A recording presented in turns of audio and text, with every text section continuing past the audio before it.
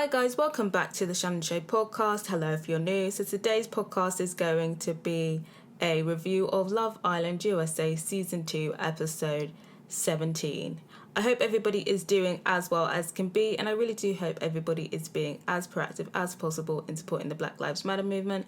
And if you're still on the lookout for some resources, I've linked some in the description. Feel free to comment down below your thoughts on my commentary. I'm always up for a chat, I'm always up for a debate, and if you like this video, give it a thumbs up, and if you didn't, give it a dislike. No hard feelings. So, episode 17, the run-up to the recoupling. I kind of knew they were going to drag it out. I kind of thought maybe we might get a little preview, but no, they're saving it all for the next episode. But we have some interesting developments, which of course I'll get into. So the episode starts off with the whole Carrington date situation, and he picks Mercedes like I thought he would, and Laurel is not too happy. And what is quite interesting about this is that Mercedes is just being a little bitch this whole episode. I mean, I was living for the drama, but Mercedes was being a little bitch. And basically what she kept doing is she kept like doing this fake shit. Well, basically what she was trying to say to Laura was, Carrington is mine, he doesn't like you, he prefers me, so don't even bother. But what she would try and do is do this really nice fake shit and go up to her and be like, hi, are you okay? Like, I know it's a bit awkward, but you know, I've got to do what I got to do, but of course you can do what you got to do. But yeah, me and Carrington are getting along so well. Like, we did this, we did that, we did this, and yeah, I just kind of feel like he's really feeling me. And she just kept doing that throughout the whole episode. And honestly, it was just so elementary. I'm just like, how old are you again? I swear you're like 26. You're acting like you're a teenager, babe. So yeah, there was a lot of petty shit going on. I kind of feel like Caleb doesn't like Mercedes because he was hyping up Laurel, who's basically telling her just because Carrington picked Mercedes for a date, you can't back down. And, you know, you need to show him that you're still in the game. You can't lie down. And I definitely respect that, because I kind of felt like after that, Laura was kind of downbeat and ruled herself out, because even though Carrington had been fairly honest, in Laurel's head, she kind of just thought that she was the only one he had his eyes on. So, you know, I do appreciate one moment when after Mercedes had gone to speak to Carrington, she went up to him. And Mercedes is just a weirdo, because she was like sitting on the bench watching them, and Laura was petty because she kissed him. It was like a little kiss, like a bit more of a peck, but she did it knowing that Mercedes was watching them, and I appreciate Laura for that. I respect Laura for that. But yeah, Mercedes was just going about it the wrong way. I kind of feel like if I was Carrington, I might just be a little bit turned off, because in the date that they had, which went okay, he kind of specified that he doesn't like girls that need reassurance, and she was like, yeah, I'm chill, I'm laid back, but then she keeps going up to him every 5 minutes. So yeah, I don't know, I think that would be a turn off for me. But I'm not gonna lie, I still do prefer Mercedes, because I do think Laurel is just a bit too boring. I think Mercedes is going to be the one who is going to be providing us with entertainment. So I do feel like if anyone is to be picked from Casa and Maura, it should be Mercedes. But what is quite interesting is that even on the day, it went okay, but I didn't get this feeling of he really liked Mercedes, he was going to pick her. And I didn't really get that vibe from Laurel either. And it was quite interesting that Caleb brought up, you know, would you be open to just not picking anybody and getting back with Kirsten? And he said he wouldn't rule that out as an option. So I thought that was quite interesting that he wouldn't pick either of them. And I think that definitely could be a possibility, because it kind of seems like he's not really feeling them the same way that he was feeling Kirsten. So I think that could be an interesting development, possibly in the recoupling. But yeah, what did you think of Mercedes' tactics? Do you think you're here for it, as in like the game is the game, she has to secure Carrington, she's doing whatever's necessary? Or do you just feel like she was just being unnecessarily petty? I'd be interested to hear from you guys. So Maura also gets to go on a date, and honestly, I didn't really care for Maura or Aaron's relationship. They're kind of more of the chill couples. I would have preferred Jalen and Mackenzie to go on a date, to be honest.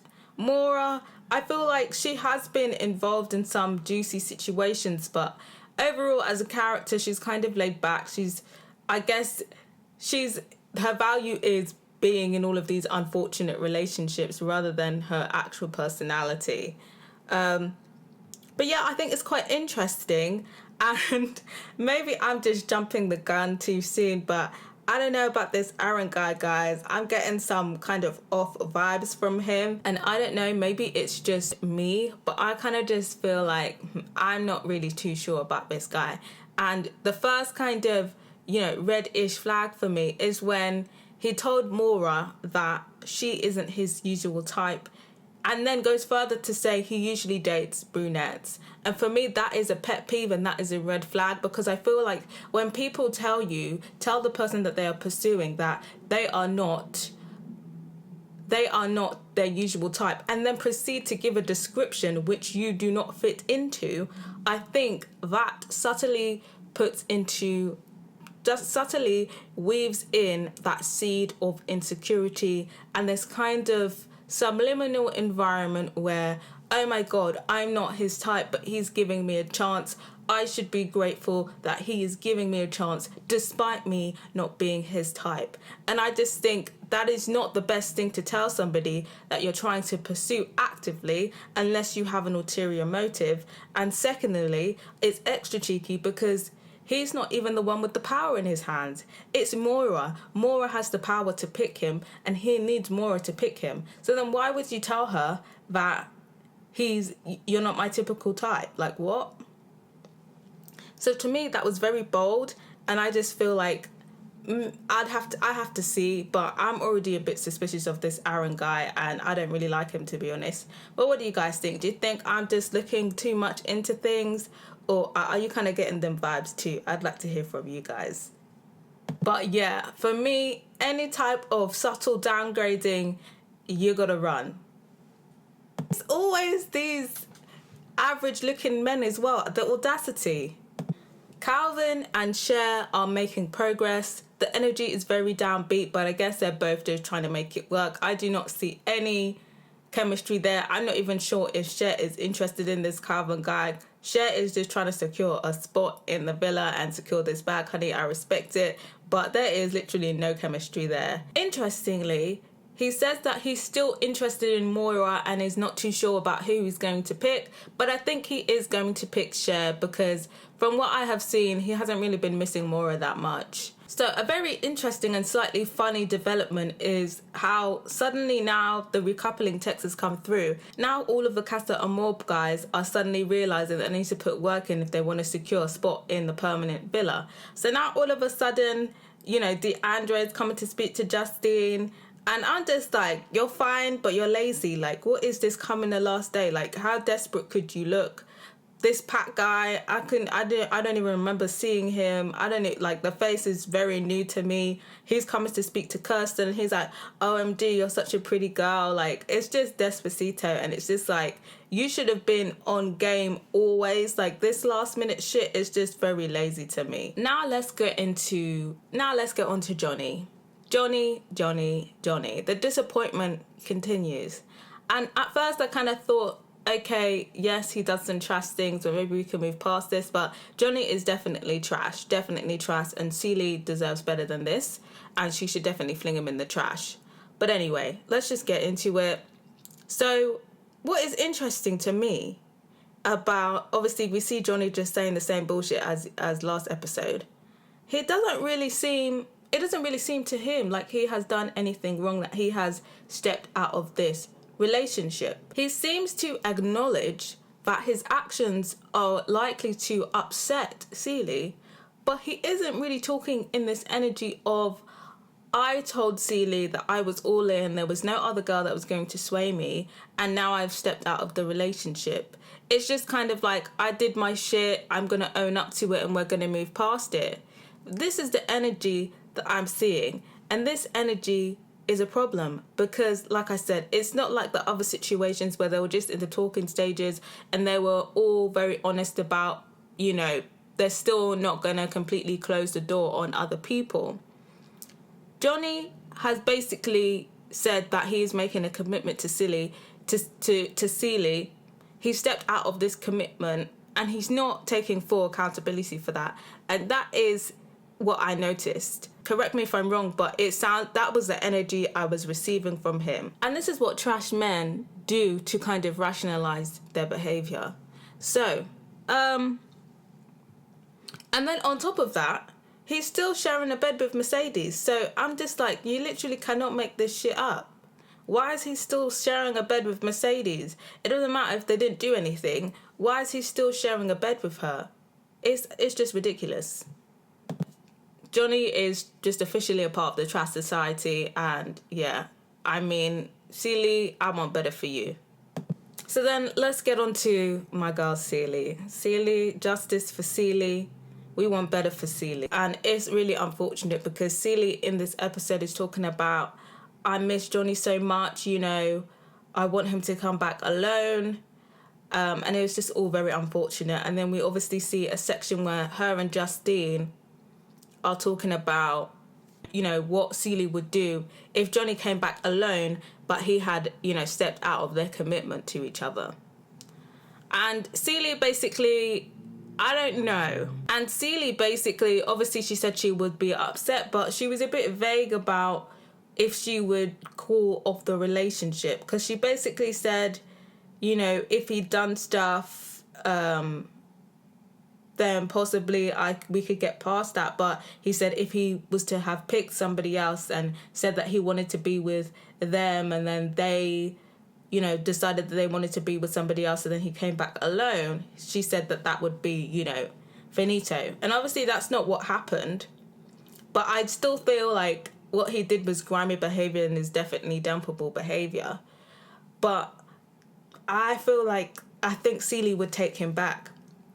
If he came and he was, I guess, honest about what he was getting up to, I think Cely would obviously be upset, but I think Cely would take him back. But I'd be interested to hear from you guys. Do you think once Johnny confesses, Cely's going to take him back or not? I'd be interested to hear from you guys. Interestingly enough, in that conversation, Justine basically said that she wouldn't mind if Caleb was out here being loose with his lips, you know, if it made him realise that she was the one he wanted.